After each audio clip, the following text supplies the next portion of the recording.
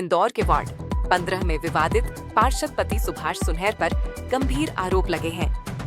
पीड़ित दुकानदार प्रयास चौकसे का आरोप है कि रविवार सुबह नितिन नाथ अपने 7 से 8 साथियों के साथ उसकी गुमटी नुमा दुकान पर पहुंचे और दुकान हटाने को लेकर लाठी डंडों से मारपीट की। हमले में दुकानदार के सिर, हाथ और शरीर पर गंभीर चोटें आईं। वहीं गुमटी में भी तोड़-फोड़ कर उसे गिरा दिया गया। पीड़ित का आरोप है कि शिकायत के बाद थाने में पार्षद पति सुभाष सुनहर अपने समर्थकों के साथ पहुंचे और समझौते का दबाव बनाते हुए झूठे छेड़छाड़ के केस में फंसाने की धमकी दी। दबाव में समझौता करने के बावजूद शाम को दोबारा हमला किया गया और गाली गलौज जान से मारने की धमकी दी गई। दुकानदार का कहना है कि जमीन के दस्तावेज उसके पास मौजूद हैं, फिर भी उसे जबरन बेदखल करने की कोशिश की जा रही है। पीड़ित ने अपनी और परिवार की सुरक्षा को खतरा बताते हुए पुलिस प्रशासन से न्याय और कार्रवाई की मांग की है। लोहार के पास में मेरी गुमटी समथिंग वहाँ से 15 से 20 साल पुरानी है। अच्छा।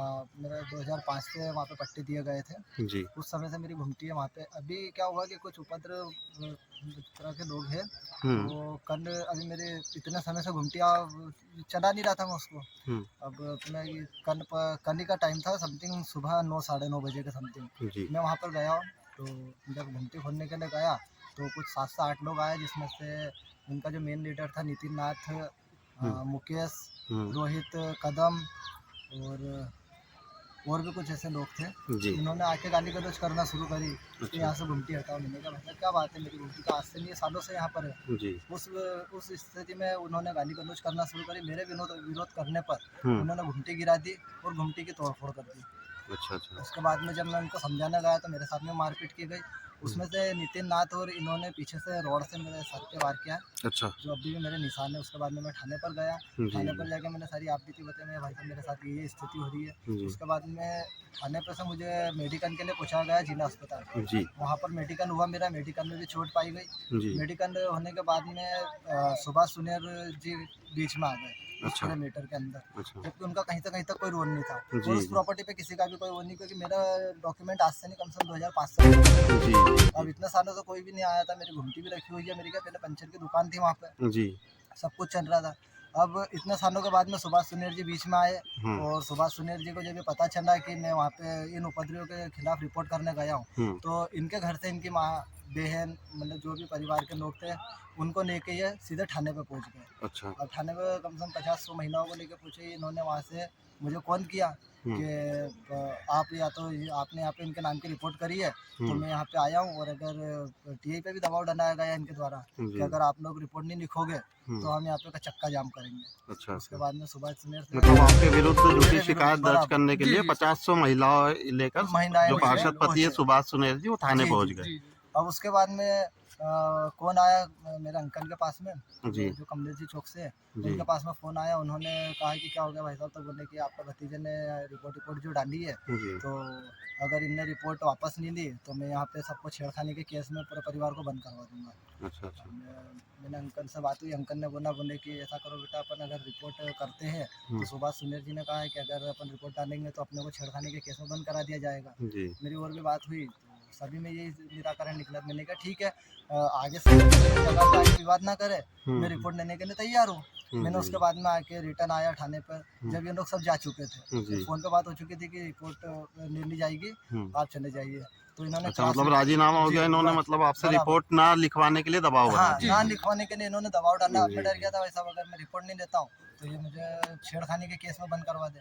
मैंने उस स्थिति में मैंने रिपोर्ट लेने का निर्णय लिया। जब मैं वहाँ पे पहुँचा वापस थाने पे, ये लोग जा चुके थे, सारे डॉक्यूमेंट तैयार थे। जाते से इस पे मतलब जो पुलिस वाले थे उन्होंने बोला कि आप राजीनामा करने के लिए तैयार हो, क्योंकि अभी सुभाष सुनहर आए थे यहाँ पे और 50 महिलाओं को लेकर आए थे और ऐसी स्थिति राजीनामा करने के लिए तैयार हूँ। पर शर्त मेरी ये है कि वहाँ पे मेरी प्रॉपर्टी पे कोई भी आके हरकत ना करे, आगे से हरकत ना होगी। मैंने कहा ठीक है।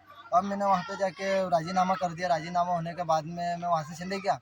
सुभाष जी से बात हो गई कि ठीक है भाई साहब, अब आपने जो बोला था उस हिसाब से काम हो गया, आगे से कोई प्रॉब्लम मत देना। अब उसके बाद में मैं शाम को समथिंग 7 या 8 बजे के समथिंग वहाँ से निकल रहा था, फिर से वो लोगों ने घुमटी को गिरा दी। अच्छा। फिर मैंने जाके पूछताछ करी। मैंने कहा भाई साहब यार घुमटी घुमटी को गिरा रहे हो जब आपकी हर बात मान ली गई है। सुभाष सुनेर जी भी मौजूद थे उस नहीं, समय? उस समय पे मौजूद नहीं थे, पर जिस समय पे इन्होंने सुबह घुमटी गिराई थी अच्छा, उस समय पे मौजूद थे। पहली बार जब हम आपके ऊपर मतलब अटैक हमला हुआ था उस समय मौजूद थे, तो उन्होंने क्या बोला था उस समय आपको कुछ?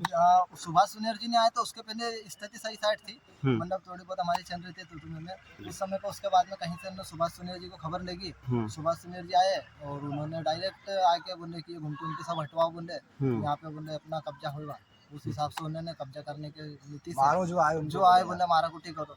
उनसे बात भी हो गई थी इस विषय में, भाई साहब मेरी घुमटी कोई आज से नहीं सालों से रखी हुई है। और लोगों की भी लगी हुई है वहाँ पे, कोई हमारी नहीं लगी हुई है। अच्छा, और भी लोग 8-10 घूमते लगी हुई है। 8 से 10 घुमटियाँ रखी हुई है। जी जी जी। बाकी लोग दबाव डाल रहे हैं हम लोग। फिर अच्छा, मैंने कहा कि ठीक है भाई साहब। उसके बाद में इन्हें शाम को फिर मारपीट शुरू करी। वहाँ से मैं फिर सीधा वापस से थाने पे गया। अच्छा, शाम को दोबारा मारपीट हुई हाँ, इसमें? शाम को दोबारा। और जान से मारने की धमकी लग दी इन लोगों ने। अच्छा, जान से मारने की धमकी भी दी और उसके बाद में सर वापस से मैं थाने पर गया। थाने पे जाके मैंने आवेदन दिया तो पुलिस वाले मानने को तैयार नहीं। बोले अब भी आपने राजीनामा कर लिया। बोले भाई साहब ना राजीनामा किया है, उसके बाद में भी ये लोग कहाँ समझ रहे हमारी बात।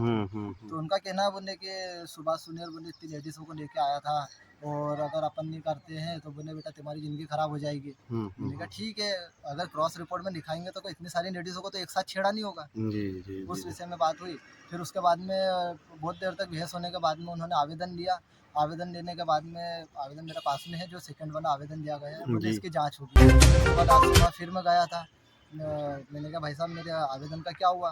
तो बोले कि अभी जांच होगी, अभी निराकरण नहीं हुआ। कुल मिला के सर क्या है कि यहाँ के जो पार्षद है सुभाष सुनेर, उनके दबाव में पूरा प्रशासन चल रहा है। जी जी जी। ये सुनवाई नहीं कर रहे सर हम लोग। आप इसी लोगों वजह की से नहीं हो पा रही है। क्यों कि मैं समझता हूँ उस चीज को कि जाते दुश्मनी निकालने के चक्कर में सुभाष सुनेर जी जी जी। और आगे से अगर मेरी घुमटी वहाँ से चोरी होती है या घूमती है तो मैंने उसका भी आवेदन दे रखा है थाने में।